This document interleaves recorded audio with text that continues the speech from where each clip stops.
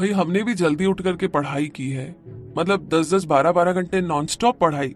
सुबह जल्दी उठ करके नींद भी खराब की, 10-12 घंटे पढ़ाई भी की, फैमिली फंक्शंस छोड़े, मूवीज छोड़ी, क्रिकेट छोड़ा। कितनी मेहनत की। पापा, ताऊ जी, बुआ, आस पड़ोस जिसने जो सलाह मशवरा दिया सबकी बात मानी। लेकिन हुआ क्या एंड में? वही जो नहीं होना था। रिजल्ट वो नहीं था जो होना चाहिए था। लेकिन इसके अपोजिट साइड कुछ ऐसे स्टूडेंट्स थे जिनका रिजल्ट वाकई में बहुत ही अच्छा था। तो मतलब मेहनत वहनत सब सेम चल रही है, लेकिन कुछ तो ऐसा है जो शायद उन्होंने किया और आपने नहीं फॉलो किया। तो आज की ये समरी आपकी बहुत हेल्प करने वाली है कि एग्जैक्टली आपने वो कौन से स्टेप्स मिस कर दिए, वो कौन सा तरीका मिस कर दिया कि आप उस रिजल्ट को अचीव नहीं कर पाए। Summary of how to become a straight A student, जिसे लिखा है कैल न्यूपोर्ट ने। और अगर इस समरी की बात करें तो ये समरी कोई टिपिकल या ऑर्डिनरी स्टडी गाइड नहीं है जो हमें अक्सर मिल जाती है, क्योंकि इस बार असली और रियल स्ट्रेट ए स्टूडेंट्स यानी कि टॉपर्स अपने आइडियाज और एडवाइजेस को पेश कर रहे हैं, ना कि प्रोफेसर्स। तो यहाँ पर ऑथर ने इन स्टूडेंट्स के साथ किए गए इंटरव्यू में उनके जवाबों को इकट्ठा किया, ताकि आपको ज्यादा एफिशिएंट बनाने में एग्जाम से घबराने के बजाय उसे एक मास्टर की तरफ फेस करने में और आपके काम को कल पर टालने की आदत को खत्म करने में मदद कर सके। तो यहाँ पर ऑथर बताते हैं कि उन्होंने ऐसे स्टूडेंट्स पर फोकस किया जिन्होंने पढ़ने के लिए स्मार्ट तरीकों का इस्तेमाल करके अपने ग्रेड्स में सुधार किया, ना कि उन स्टूडेंट्स पर जो रात रात भर जागकर बस पढ़ते ही जाते हैं। इस समरी में दी गई हर एक एडवाइस आपको सही और सटीक नहीं लगेगी, और ये ठीक भी है, क्योंकि हर स्टूडेंट का पढ़ने का अपना तरीका होता है। ये सिर्फ एक्सपेरिमेंट करने और खोजने की बात है कि आपको कौन सी स्ट्रेटेजी सूट करती है। हमेशा याद रखिए कि कॉलेज का मतलब सिर्फ अच्छे ग्रेड्स लाना नहीं होता, बल्कि ये कैंटीन में गप्पे मारने, दोस्तों के साथ मस्ती करने के बारे में भी है, जो आपके कॉलेज के दिनों को यादगार बनाती है। लेकिन इस बात को भी नकारा नहीं जा सकता है कि एजुकेशन का एक सिस्टम होता है और अच्छे ग्रेड्स उसमें एक अहम रोल निभाते हैं। यहाँ पर ऑथर का विजन है आपको गाइड करने का, ताकि आपके कॉलेज के दिन नॉलेज और मस्ती से भरे हुए हो, ना कि स्ट्रेस से। तो इस कहानी को मैं नरेट कर रही हूँ, लेकिन शब्द है ऑथर के। तो यहाँ पर पार्ट 1 की हम बात करें तो वो है स्टडी बेसिक्स, जिसमें पहला स्टेप है manage your time in 5 minutes a day. सबसे आम शिकायत जो मैं स्टूडेंट से सुनता हूँ वो ये है कि उन्हें अपने कोर्स मटेरियल को पढ़ने का पूरा टाइम ही नहीं मिलता। मतलब कोर्स बहुत ज्यादा है जिसके लिए टाइम ही कम पड़ जाता है। मैथ्यू नाम के एक ग्रेड ए स्टूडेंट ने बताया कि कॉलेज स्टूडेंट्स कैसे खुद को फंसा हुआ महसूस करते हैं। एक पॉइंट पर आकर स्टूडेंट्स को ऐसा लगने लगता है कि वो अपने पढ़ने की लिमिट तक पहुंच गए हैं और किसी भी हालत में एक दिन में पूरा काम कंप्लीट करना नामुमकिन है। उन्हें 24 घंटे भी कम लगने लगते हैं। लेकिन मैं एक बात क्लियर कर दूं, ये सोच सही नहीं है, क्योंकि ऐसा लगता है कि प्रॉब्लम घंटों की नहीं है, बल्कि हर घंटा कैसे बिताया जाता है उसकी है। इसलिए इस गाइड बुक में पहला स्टेप है कि दिन के 5 मिनट में अपने टाइम को मैनेज कैसे किया जाए। टाइम मैनेजमेंट को लेकर के एक आम गलत फहमी, जिसे ज्यादातर स्टूडेंट्स, यहाँ तक कि स्ट्रेट ए स्टूडेंट्स भी नफरत करते हैं, वो गलत फहमी ये है कि उनका मानना है कि टाइम मैनेजमेंट इसलिए किया जाता है ताकि हम एक दिन में जितना ज्यादा हो सके उतना काम कर सके। लेकिन अपने शेड्यूल पर कंट्रोल रखने का मकसद है आपके डेली के स्ट्रेस लेवल को कम करना। इसके लिए आपको 2 सिंपल चीजें चाहिए, कैलेंडर और एक लिस्ट। इसका बेसिक आइडिया ये है कि कैलेंडर पर अपने करने वाले सभी काम को उनकी डेडलाइन के साथ लिखिए। अब ये कैलेंडर वो जगह बन जानी चाहिए जहां आप वो सब कुछ लिखते हैं जो आपको करने की जरूरत है। हमारे सिस्टम में ट्रिक ये है कि आपको 24 घंटे में सिर्फ एक बार ही कैलेंडर से डील करना है। आप हर सुबह इस पर एक नजर डालें, देखें कि उस दिन आपको क्या क्या करना है, और फिर दिन भर में अगर कोई नया काम आपके मन में आता है तो उसे एक लिस्ट पर नोट करते जाए। फिर अगली सुबह आप उन्हें कैलेंडर में लिख सकते हैं, और इसी तरह ये साइकिल चलता रहता है। हर दिन अपने हर काम के साथ एक टाइम जरूर लेबल करें। ये एक स्ट्रिक्ट टाइम टेबल बनाने के लिए नहीं है, बल्कि ये पता लगाने के लिए है कि आप एक दिन में कितना काम कर सकते हैं। और खुद के साथ स्ट्रिक्ट यानी कि इतना सख्त होने की जरूरत नहीं है। ब्रेक के लिए भी टाइम रखिए और आप बेफिक्र होकर लंबे ब्रेक भी ले सकते हैं। इसका मकसद ये है कि हर सुबह सिर्फ एक कागज का टुकड़ा और 5 मिनट का समय आपके दिन को कम स्ट्रेसफुल बना सकता है। बेशक आप इसे हमेशा अप टू डेट नहीं रख सकते, लेकिन समय के साथ आप ऐसा करना सीख जाएंगे। इस समरी से एक सबक जो आपको हमेशा याद रखना है वो ये है कि छोटे छोटे स्टेप्स लेकर खुद को ऑर्गेनाइज करने की कोशिश आपको लॉन्ग टर्म में कमाल का काम करने के लायक बना देती है।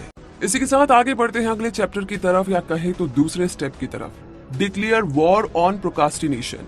ये बहुत जरूरी है। जब मैंने इस बुक के लिए इंटरव्यू करना शुरू किया तो मैंने सबसे ज्यादा गौर, सबसे ज्यादा ध्यान, सबसे ज्यादा फोकस काम को कल पर टालने की आदत पर रखा। इस आदत को प्रोक्रास्टिनेशन कहते हैं।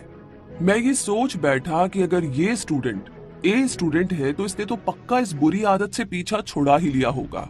लेकिन आश्चर्य की बात तो ये थी कि हर एक स्टूडेंट जिससे मैंने पूछा कि तुम प्रोक्रास्टिनेशन को कैसे रोकते हो, उन सभी ने कहा हम इसे रोकते ही नहीं।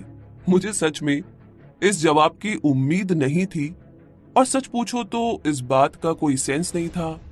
लेकिन फिर एक स्टूडेंट ने कहा मुझे नहीं लगता कि आप इस आदत को पूरी तरीके से छोड़ सकते हो, आपको बस इसे लिमिट करने की कोशिश करनी होगी। मैंने उन स्टूडेंट से कई सारे सवाल पूछे।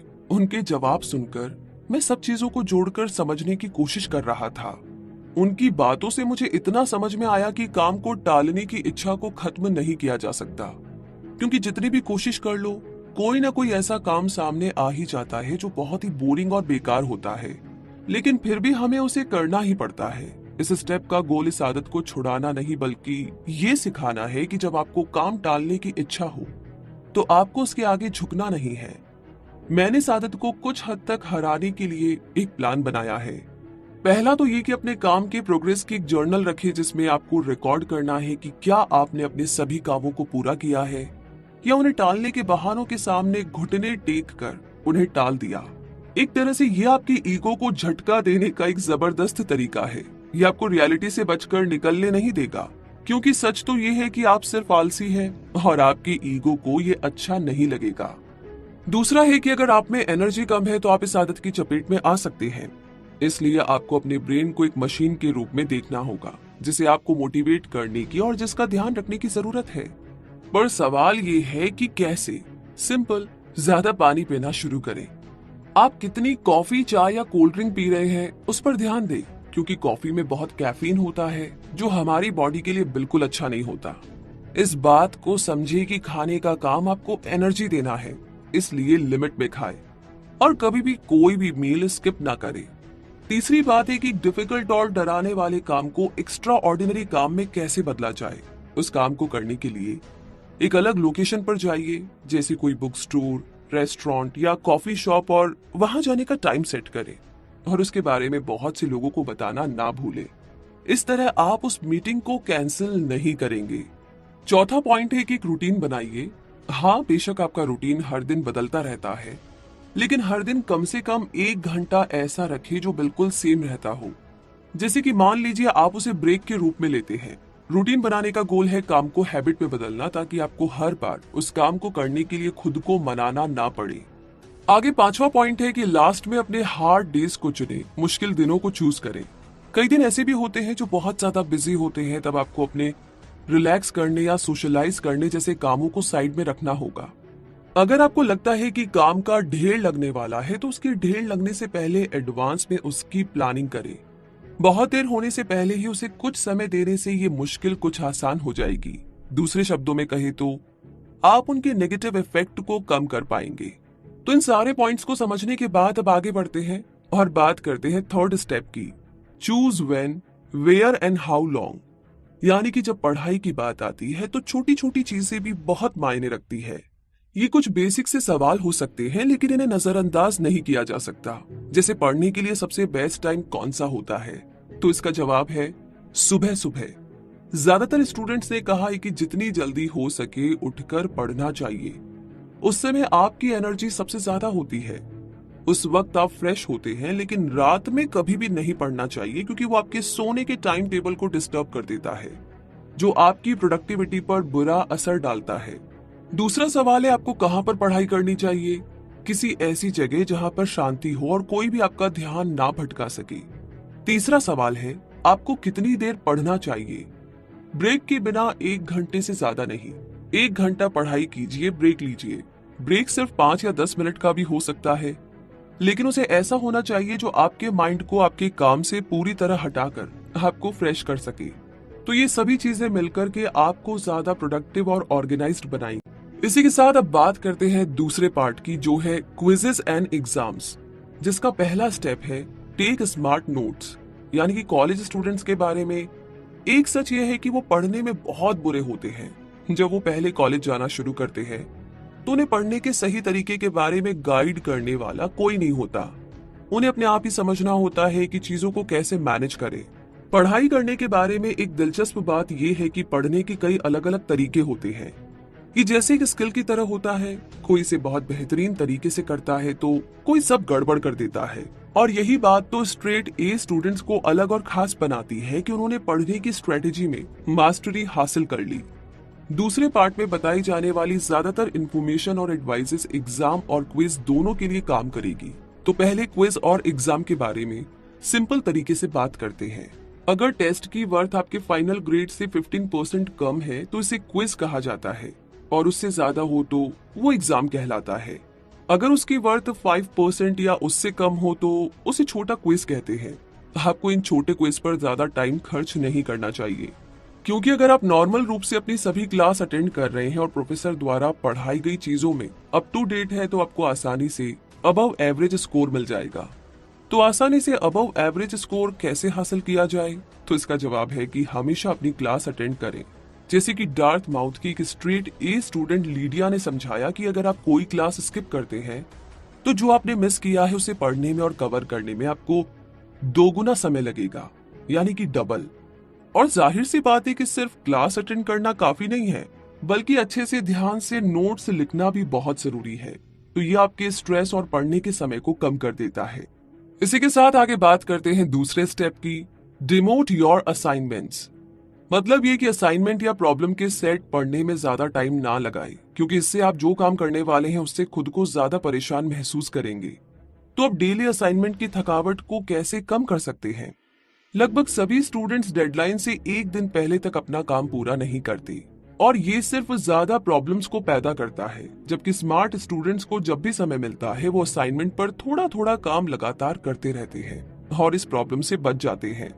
जब भी कोई असाइनमेंट बोरिंग हो या काफी बड़ा हो तो उसे एक बार में कंप्लीट करने की कोशिश ना करें, बल्कि उसे छोटे छोटे पोर्शंस में डिवाइड करके लगातार उस पर काम करते रहे। इससे वो काम भी पूरा हो जाएगा और आपको बोर फील भी नहीं होगा। इस तरीके से आप आने वाले टेस्ट या बड़े प्रोजेक्ट्स के लिए समय बचा लेते हैं। अब आगे बढ़ते हैं थर्ड स्टेप की तरफ, जो है मार्शल योर रिसोर्सेज। यानी कि स्मार्ट स्टूडेंट्स ने एक्चुअली में इस कोड को क्रैक कर लिया है। अगर आप बहुत ज्यादा पढ़ रहे हैं तो कहीं ना कहीं कुछ तो गलत है। अगर आप ठीक से नोट्स ले रहे हैं और अपने असाइनमेंट को इफेक्टिव ढंग से मैनेज कर रहे हैं तो पढ़ना कोई मुश्किल काम नहीं होना चाहिए। ये किसी भी टफ एग्जाम या क्विज की प्रिपरेशन को आसान बना देता है। आपको सिर्फ दो चीजें करनी होगी। पहली तो ये कि अपने कोर्स के मटेरियल को स्मार्ट तरीके से ऑर्गेनाइज करें। दूसरा ये कि इस मटेरियल को रिव्यू करें, एक स्टडी गाइड बनाकर इसकी शुरुआत करें। एक बार जब आपको समझ में आ जाए कि एग्जाम के लिए कौन से नोट्स की जरूरत है तो उन्हें इकट्ठा करके एक पेपर क्लिप से साथ में बांध कर रखें। मेमोराइजेशन ऐड तैयार करें। ये उन चैप्टर्स के लिए है जिनमें कई फॉर्मूला और डेट्स को याद करने की जरूरत होती है। लेकिन इन सभी स्टेप्स को असरदार तरीके से काम करने के लिए आप एक ही दिन ऑर्गेनाइज करके पढ़ाई नहीं कर सकते, नहीं तो आपका ब्रेन बहुत थक जाएगा। इसीलिए हमें बैलेंस करना बहुत जरूरी है। आगे चौथा स्टेप है कॉन्कर द मटेरियल। कई हफ्ते अपने असाइनमेंट में से इंपॉर्टेंट नोट्स लेने के बाद अब बारी आती है सबसे जरूरी चीज की, यानी पढ़ने की। इस स्टेप को आमतौर पर एग्जाम की तैयारी समझा जाता है और ज्यादातर स्टूडेंट्स कोई गाइडेंस ना मिलने की वजह से अपना बहुत सारा टाइम इसमें बर्बाद कर देते हैं। लेकिन आप उन स्टूडेंट्स में से एक नहीं होंगे, क्योंकि जो टेक्निक्स हम आपको बताने वाले हैं वो फास्ट और बहुत ही ज्यादा इफेक्टिव है। आपको बस उन्हें कॉन्फिडेंस के साथ इस्तेमाल करना होगा। आप जो भी सब्जेक्ट पढ़ने वाले हैं, चाहे वो फिलॉसफी हो या कैलकुलस, एक कॉन्सेप्ट को अपने माइंड में उतारने का सबसे अच्छा तरीका है पहले उसे पढ़ना और फिर अपने शब्दों में उसे एक्सप्लेन करना। बिना कुछ समझे सिर्फ रट्टा मारना बहुत गलत तरीका है। इस तरह आपको कुछ याद नहीं रहेगा। आपको पता होना चाहिए कि याददाश्त आपके पास कितनी मेंटल एनर्जी है उस पर डिपेंड करती है। इसलिए सिर्फ रटने से काम नहीं चलेगा। अपने माइंड में चीजों को बैठाने के लिए आपको थोड़ा एफर्ट तो करना ही होगा। और एफर्ट करने के साथ आगे 5वें स्टेप में आपको क्या करना है, आइए जानते हैं। Invest in academic disaster insurance, यानी कि ज्यादातर स्टूडेंट्स ने एग्जाम हॉल में वो हॉरर कहानी तो जरूर एक्सपीरियंस की होगी, जहां पर पहला सवाल बहुत ही आसान होता है, आपके पास काफी टाइम भी होता है, सब कुछ ठीक चल रहा होता है, लेकिन फिर अचानक आपके सामने एक ऐसा सवाल आता है जिसके बारे में आपको कोई अंदाजा ही नहीं है कि उसे सॉल्व कैसे करना है, और इसे एकेडमिक डिजास्टर कहा जाता है। कई लोग कहते हैं कि ऐसा तो होना ही है कि कोई एक सवाल आएगा जो आपको बिल्कुल नहीं आता हो, लेकिन स्ट्रेट ए स्टूडेंट इसे नहीं मानते। स्ट्रेट ए स्टूडेंट इसकी नौबत ही नहीं आने देते। एग्जाम हॉल में ब्लैंक माइंड से बचने का एक ही तरीका है कि अपने डाउट को एग्जाम से पहले ही क्लियर करें। जैसे अगर आपको क्लास में कोई चीज समझ में नहीं आई तो आपको तुरंत किसी की मदद लेनी चाहिए। क्लास के दौरान सवाल पूछे या क्लास के बाद अपने प्रोफेसर से पूछे या अपने क्लासमेट से भी पूछ सकते हैं। तो इस तरीके से एग्जाम में आपके पेपर ब्लैंक नहीं होंगे और ना ही ऐसे सवाल होंगे जिसे आप सॉल्व ना कर सके।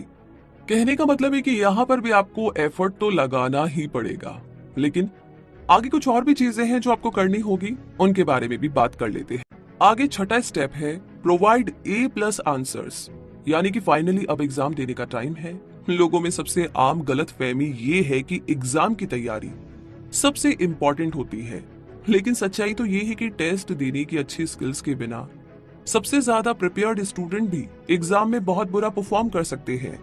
एग्जाम में कुछ भी हो सकता है, जैसे टाइम कम पड़ जाना, बहुत लंबे आंसर लिखना, करेक्ट आंसर नहीं दे पाना या क्वेश्चन को नहीं समझ पाना। लेकिन सही स्ट्रेटेजी के साथ हम अपने सभी डर को खत्म कर सकते हैं। पहली स्ट्रेटेजी है, सबसे पहले शांति से और अच्छे से क्वेश्चन पेपर को पढ़े, उसके बाद ही लिखना शुरू करें। ऐसा करने से आपको अंदाजा हो जाता है कि आपको किस लेवल की डिफिकल्टी का सामना करना है और ये आपको सभी क्वेश्चन के बारे में सोचने पर मजबूर करता है। दूसरी स्ट्रेटेजी है, टाइम की एक डेडलाइन को सेट करें। किसी भी एग्जाम में आपको पता होना चाहिए कि आप एक क्वेश्चन को सॉल्व करने के लिए कितने मिनट लगा सकते हैं। अब ये कैसे करना है, एग्जाम के लिए जितना भी टाइम दिया गया है उसमें से 10 मिनट कम कर दीजिए, फिर उसमें जितने भी सवाल है उससे डिवाइड कर दें। जो भी जवाब आएगा आप उतना ही टाइम एक सवाल को हल करने में बिता सकते हैं। हमने शुरू में जो 10 मिनट अलग रखे थे वो एक सेफ्टी कुशन है, क्या पता आपको एंड में कुछ और टाइम की जरूरत हो, तो ये स्ट्रेटेजी आपको टाइम की परेशानी से बचने में मदद करती है और आपका फोकस बनाए रखती है। तीसरी स्ट्रेटेजी आती है इजी से हार्ड सवालों की ओर आगे बढ़े। स्ट्रेट ए स्टूडेंट हमेशा उन सवालों को पहले हल करते हैं जो उनके लिए सबसे आसान होते हैं, क्योंकि उस टाइम में आपके पास भरपूर एनर्जी होती है और आपका माइंड फ्रेश होता है और आप उन सवालों के द्वारा फुल मार्क्स हासिल कर सकते हैं। ये आप में कॉन्फिडेंस भरता है और आपकी मेमोरी को ट्रिगर भी कर सकता है, जो एक हार्ड सवाल को सॉल्व करने में आपकी हेल्प करेगा। आगे चौथी स्ट्रेटेजी है, अगर किसी सवाल का जवाब थोड़ा लंबा है तो पॉइंट्स बना लीजिए। अगर आपने ऐसे ही लिखना शुरू कर दिया और बीच में सोचने लगे तो हो सकता है कि कुछ इंपॉर्टेंट पॉइंट्स आपसे मिस हो जाए या आपका जवाब क्लियर ना होकर के कंफ्यूज्ड आंसर बन जाए। पॉइंट्स बना लेने से आप स्मूथ तरीके से बिना रुके लिख पाएंगे। आगे पांचवी स्ट्रेटेजी जो आपको फॉलो करनी है वो है कि लिखने के बाद हमेशा अपने आंसर को चेक करें। हो सकता है कि आपको टाइम खत्म होने से पहले कुछ एक्स्ट्रा टाइम मिल जाए, तब आपको अपना पूरा पेपर जरूर चेक करना चाहिए। कई बार आप खुद अपनी गलतियां देखकर चौंक जाएंगे। लास्ट में डबल चेक करने से बहुत फर्क पड़ता है, आप कई गलतियों को होने से रोक सकते हैं। तो A+ आंसर्स कैसे प्रोवाइड करने हैं ये जानने के बाद अब बात करते हैं तीसरे पार्ट की, जो है एसेज एंड पेपर्स। कॉलेज में कई चीजों में से एक होता है पेपर राइटिंग। इसके लिए कई इन्फॉर्मेशन इकट्ठा करने की जरूरत होती है, फिर उसमें से काम की बातों को छांटना पड़ता है, उसे भी आर्ग्यूमेंट में बदलना पड़ता है और लास्ट में सब कुछ ऑर्गेनाइज करना होता है और इसके लिए टाइम चाहिए, बहुत सारा टाइम। लेकिन अच्छी खबर तो ये है कि इसे भी आसान बनाया जा सकता है। पेपर राइटिंग प्रोसेस को 3 हिस्सों में डिवाइड किया जा सकता है। पहला, मौजूदा आर्ग्यूमेंट से हटना, दूसरा अपना खुद का आर्ग्यूमेंट बनाना और तीसरा उसे ठीक से प्रेजेंट करना।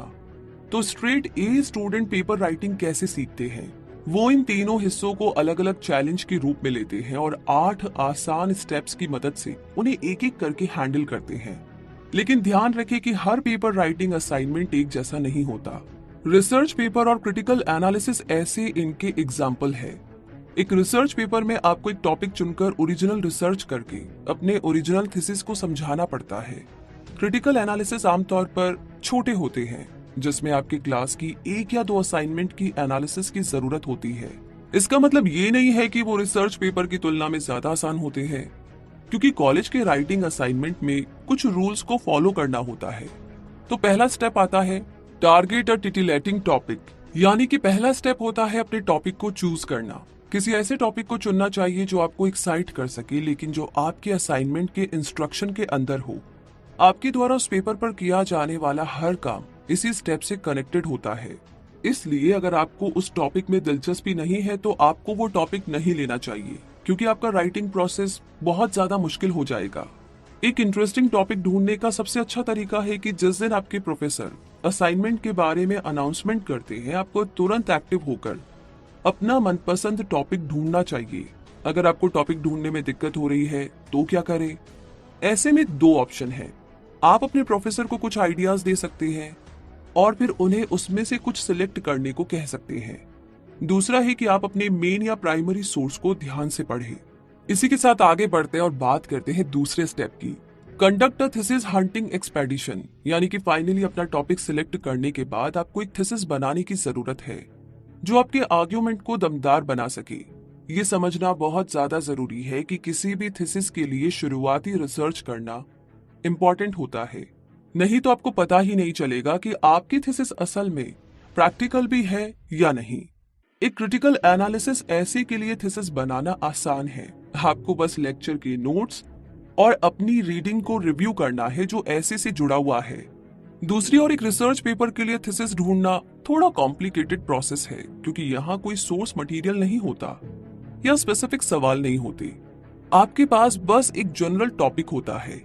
इस बुक के लिए मैंने जिन स्ट्रेट ए स्टूडेंट्स का इंटरव्यू लिया, उन्होंने मुझे अपने 2 गोल बताए जो वो रिसर्च पेपर के थीसिस के दौरान पहुंचते हैं। पहला तो ये कि एक इंटरेस्टिंग थीसिस खोजें जिसे आप असाइनमेंट के दायरे में सपोर्ट कर सकते हो, और दूसरा ये कि इस खोज के लिए जितना समय चाहिए उसे कम करने की कोशिश करें।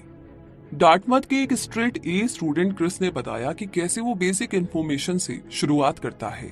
एग्जाम्पल के लिए, अगर आपका टॉपिक तुर्की के कर्ड्स यानी कि कुर्दों के बारे में है तो उनके बारे में हाल ही में पब्लिश की गई जनरल हिस्ट्री को पढ़े। उसके बाद उस सोर्स में बताए गए बुक्स और आर्टिकल्स को खोजे। ये किताबें और आर्टिकल्स आपके टॉपिक पर आपको ज्यादा इन्फॉर्मेशन दे पाएंगे।